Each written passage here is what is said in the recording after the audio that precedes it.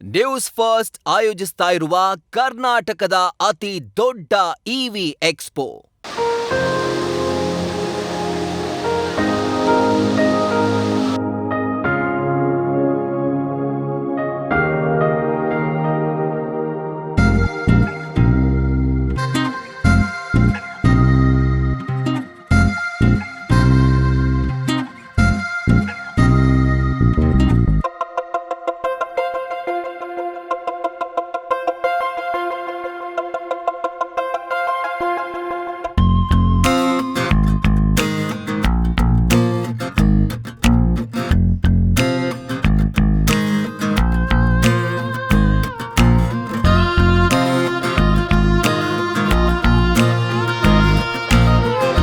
ಉಡುಪಿಯ ಕೋಡಿ ದುರಂತದ ನಂತರ ಪ್ರವಾಸಿಗರ ಸೇಫ್ಟಿಗೆ ಬಗ್ಗೆ ಹಲವಾರು ಪ್ರಶ್ನೆಗಳನ್ನು ಎತ್ತಲಾಗಿದೆ. ಹಾಗೆಯೇ ಬರುವಂತಹ ಪ್ರವಾಸಿಗರ ಅವರ ರಕ್ಷಣೆಗೆ ಏನೆಲ್ಲ ಮುನ್ನೆಚ್ಚರಿಕೆ ಕ್ರಮಗಳನ್ನು ಕೈಗೊಂಡಿದ್ದಾರೆ ಅದರ ಬಗ್ಗೆ ಸರಣಿ ಮೀಟಿಂಗ್ಗಳು ಕೂಡ ನಡೀತಾ ಇದ್ದಾವೆ. ಮಂಗಳೂರಿನಲ್ಲಿ 7 ಬೀಚ್ಗಳಿದ್ದಾವೆ.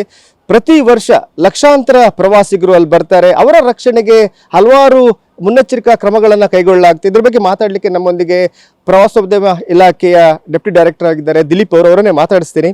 ಸರ್, ಈಗ ನಮ್ಮ ಜಿಲ್ಲೆಯಲ್ಲಿ ಅಂದರೆ ಮಂಗಳೂರಿನಲ್ಲಿ 7 ಬೀಚ್ಗಳಿದ್ದಾವೆ. ಅಲ್ಲಿ ಪ್ರತಿ ವರ್ಷ ಲಕ್ಷಾಂತರ ಜನ ಪ್ರವಾಸಿಗರು ಬರ್ತಾರೆ. ಈ ಉಡುಪಿಯ ಕೋಡಿ ದುರಂತದ ನಂತರ ಇಲ್ಲಿ ಬರುವಂತಹ ಪ್ರವಾಸಿಗರ ಸೇಫ್ಟಿಗೆ ಏನೆಲ್ಲ ಮೆಜರ್ಸ್ಗಳು ತಗೋತಾ ಇದೆ? ಅದೇ ನೀವು ಈಗಾಗಲೇ ಹೇಳಿದ ಹಾಗೆ ದಕ್ಷಿಣ ಕನ್ನಡ ಜಿಲ್ಲೆಯಲ್ಲಿ ಈ ಉಡುಪಿಯ ಕೋಡಿ ದುರಂತ ಆದ ನಂತರ ದಕ್ಷಿಣ ಕನ್ನಡ ಜಿಲ್ಲೆಯಲ್ಲಿ ಮುನ್ನೆಚ್ಚರಿಕಾ ಕ್ರಮವಾಗಿ ನಾವು ಎಲ್ಲ ಈ ಲೈಫ್ ಗಾರ್ಡ್ಸ್ ಇರ್ಬೋದು, ಹಾಗೆ ನಮ್ಮ ಟೂರಿಸ್ಟ್ ಮಿತ್ರರಿರ್ಬೋದು, ಇವ್ರನ್ನೆಲ್ಲ ಕರೆಸಿ ನಿನ್ನೆ ಆಫೀಸಲ್ಲಿ ಮೀಟಿಂಗ್ ಮಾಡಿದ್ದೀವಿ. ಇವರಿಗೆ ನಾವು ಪ್ರೊಫೈಲ್ಯಾಕ್ಟಿಕ್ ಮೆಜರ್ಸ್ ಏನೆಲ್ಲ ತೊಗೋಬೇಕು ಅನ್ನೋದ್ರ ಬಗ್ಗೆ ಈಗಾಗಲೇ ತಿಳಿಸ್ಕೊಟ್ಟಿದ್ದೀವಿ. ಪ್ಲಸ್ ಅವರಿಗೆ ಸೇಫ್ಟಿ ಎಕ್ವಿಪ್ಮೆಂಟ್ಸು ಆ್ಯಂಡ್ ಇನ್ನೂ ಬೇಕಾಗಿರೋ ಸೇಫ್ಟಿ ಎಕ್ವಿಪ್ಮೆಂಟ್ಸ್ ಪ್ರೊವೈಡ್ ಮಾಡಲಿಕ್ಕೆ ನಾವು ಕ್ರಮ ತಗೋತಾ ಇದ್ದೀವಿ.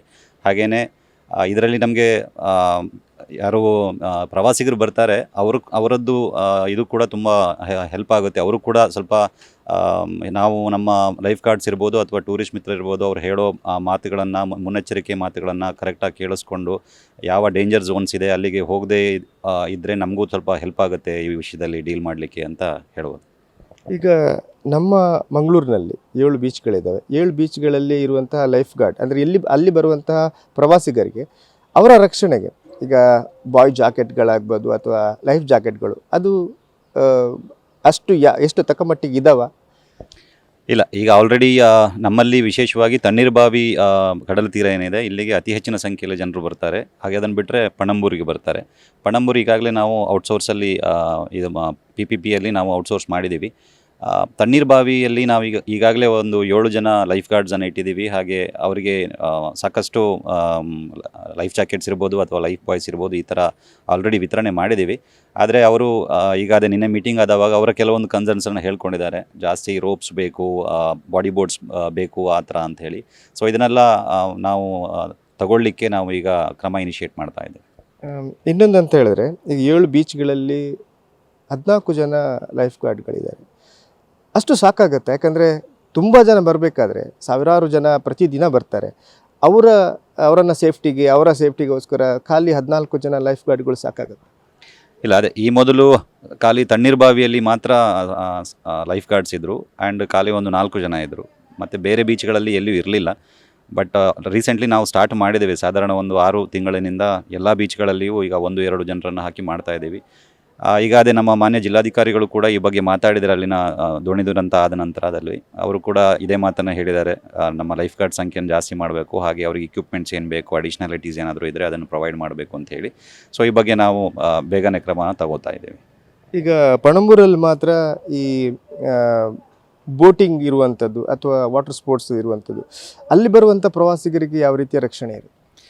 ಇಲ್ಲ, ಅದೇ ಈಗಾಗಲೇ ಹೇಳ್ದಂಗೆ ಪಣಂಬೂರು ನಾವು ಆಲ್ರೆಡಿ ಔಟ್ಸೋರ್ಸ್ ಮಾಡಿರೋ ಬೀಚ್ ಆದ್ದರಿಂದ ಅವರು ಯಾರು ಟೆಂಡರ್ದಾರಿದ್ದಾರೆ ಅವರು ಸಮರ್ಪಕವಾಗಿ ಇಲ್ಲಿವರೆಗೆ ಮಾಡ್ಕೊಂಡು ಬಂದಿರ್ತಾರೆ. ಅಲ್ಲಿ ಈಗ ಜೆಟ್ಸ್ಕಿ ಪ್ಯಾರಾಸೈಲಿಂಗ್ ಎಲ್ಲ ಮಾಡ್ತಾ ಇದ್ದಾರೆ. ಅದಕ್ಕೇನು ಪ್ರಿಕಾಷನರಿ ಮೆಜರ್ಸ್ ಇದೆ ಅದನ್ನು ಅವ್ರು ತೊಗೊಂಡೇ ಮಾಡ್ತಾ ಇದ್ದಾರೆ. And we have been going there and verifying time to time. ಈಗ ಮುಂದೆ ಅಂದರೆ ಕೆಲವರು ಪ್ರವಾಸಿಗರು ಬರ್ತಾರೆ, ಆದರೆ ಮದ್ಯ ಸೇವಿಸಿಕೊಂಡೇ ಬಂದುಕೊಂಡು ನೀರಿಗೆ ಹಾರುವಂಥದ್ದು ಇರ್ತದೆ.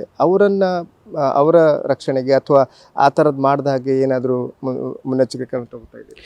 ಇಲ್ಲ, ಸಾಧಾರಣವಾಗಿ ಮದ್ಯ ಸೇವನೆ ಮಾಡಿ ಬರೋರನ್ನು ಲೈಫ್ ಗಾರ್ಡ್ಸ್ಗಳೇ ಆಚೆ ನೀರಿಗೆ ಹೋಗಲಿಕ್ಕೆ ಬಿಡೋದಿಲ್ಲ. ಬಟ್ ಅದೇ ನಾನು ಆಗಲೇ ಹೇಳಿದ ಹಾಗೆ ಸಾರ್ವಜನಿಕರು ಕೂಡ ಈ ನಿಟ್ಟಿನಲ್ಲಿ ಮದ್ಯ ಸೇವನೆ ಮಾಡದೆ ಬೀಚಿಗೆ ಹೋಗೋದಿರ್ಬೋದು, ಅಥವಾ ಅವರ ಸೇಫ್ಟಿಯಲ್ಲಿ ಅವರು ತುಂಬ ಇದು, ಫಾರ್ ಎಕ್ಸಾಂಪಲ್ ನಮ್ಮ ಲೈಫ್ ಗಾರ್ಡ್ಸ್ ಇನ್ನೊಂದು ತುದಿಯಲ್ಲಿದ್ದರೆ ಅವ್ರು ರೀಚ್ ಆಗೋ ಟೈಮ್ ಸ್ವಲ್ಪ ಚೇಂಜ್ ಆದ್ರೂ ಅನಾಹುತಗಳಾಗುವ ಸಂಭವ ಇರುತ್ತೆ. ಸೊ ಇದನ್ನೆಲ್ಲ ಅವಾಯ್ಡ್ ಮಾಡಲಿಕ್ಕೆ ಸಾರ್ವಜನಿಕರು ಕೂಡ ಈ ನಿಟ್ಟಿನಲ್ಲಿ ತುಂಬ ಸಹಕಾರ ಕೊಡಬೇಕಾಗತ್ತೆ ಅಂತ ಹೇಳ್ಬೋದು. ಅಂದರೆ ಮತ್ತು ಇಲ್ಲಿ ಬರುವಂತಹ ಪ್ರವಾಸಿಗರಿಗೆ ಏನು ಹೇಳಲಿಕ್ಕೆ ಇಷ್ಟಪಡ್ತೀರಿ? ಯಾಕಂದರೆ ಬಂದ ಕೂಡಲೇ ಸಮುದ್ರ ನೀರು ನೋಡಿದ ಕೂಡಲೇ ಬಂದು ಹಾರುವಂಥದ್ದು ಅಥವಾ ಬೋಟಿಂಗಿಗೆ ಏನು ಅವರಿಗೆ ಸ್ವಿಮ್ಮಿಂಗ್ ಎಕ್ಸ್ಪೀರಿಯನ್ಸ್ ಇಲ್ಲ, ಆದರೂ ಬಂದುಕೊಂಡು ನೀರಿಗೆ ಹಾರ್ತಾರೆ. ಇಲ್ಲ, ಅದೇ ಬಿ ಸೇಫ್ ಅಷ್ಟೇ. ನೀವು ಡೇಂಜರ್ ಝೋನು, ನಾವು ಬೋರ್ಡ್ಸ್ಗಳನ್ನು ಎಲ್ಲೆಲ್ಲ ಹಾಕಿರ್ತೀವಿ ಅಲ್ಲಿ ಹೋಗಿ ಇದು ಮಾಡೋದಿರ್ಬೋದು, ಸ್ವಿಮ್ಮಿಂಗ್ ಮಾಡೋದಿರ್ಬೋದು, ಅಥವಾ ಏನೋ ಯಾವುದೇ ಇದಿಲ್ಲದೆ ಬಂದ ತಕ್ಷಣ ಎಕ್ಸೈಟೆಡ್ ಆಗಿ ನೀರಿಗೆ ಇಳಿಯೋದು, ನಿಮ್ಗೆ ಆಳ ಗೊತ್ತಿಲ್ಲ, ಏನೂ ಗೊತ್ತಿಲ್ಲ, ಈ ಥರ ಎಲ್ಲ ಮಾಡಿದ್ರೆ ಜೀವಕ್ಕೆ ಹಾನಿಯಾಗೋ ಸಂಭವ ಇರುತ್ತೆ. ಸೊ ದಯವಿಟ್ಟು ನಿಮ್ಮ ಪ್ರಿಕಾಷನರಿ ಮೆಜರ್ಸನ್ನು ನೀವು ತಗೊಳ್ಳಿ. ಆ್ಯಂಡ್ ಅಡಿಷ್ನಲಿ ಜಿಲ್ಲಾಡಳಿತದಿಂದ ಏನು ನಿಮಗೆ ಲೈಫ್ ಗಾರ್ಡ್ಸ್ ಇರಬಹುದು ಅಥವಾ ಟೂರಿಸ್ಟ್ ಮಿತ್ರ ಇರ್ಬೋದು, ಅವರಿಂದ ಏನು ಇದು ಬೇಕು ಅದು ನಾವು ಮಾಡ್ತೀವಿ. ಆ್ಯಂಡ್ ಇನ್ನಷ್ಟು ಹೆಚ್ಚಿನ ಪ್ರವಾಸಿಗರು ಬನ್ನಿ, ಈ ಥರ ದುರಂತಗಳಾಗದೇ ಇರೋ ಹಾಗೆ ನಾವೆಲ್ಲರೂ ಸಹಕಾರ ಮನೋಭಾವನೆಯಿಂದ ಮುಂದಕ್ಕೆ ಹೋಗಬೇಕಾಗುತ್ತೆ ಅಂತ ಹೇಳಿ. ಧನ್ಯವಾದ. ಇದಿಷ್ಟು ಡೆಪ್ಯೂಟಿ ಡೈರೆಕ್ಟರ್ ದಿಲೀಪ್ ಅವರ ಮಾತು. ಕ್ಯಾಮ್ರಾಮನ್ ಪ್ರಶಾಂತ್ ಅವರೊಂದಿಗೆ ಕಿರಣ್ ನ್ಯೂಸ್ ಫಸ್ಟ್, ಮಂಗಳೂರು.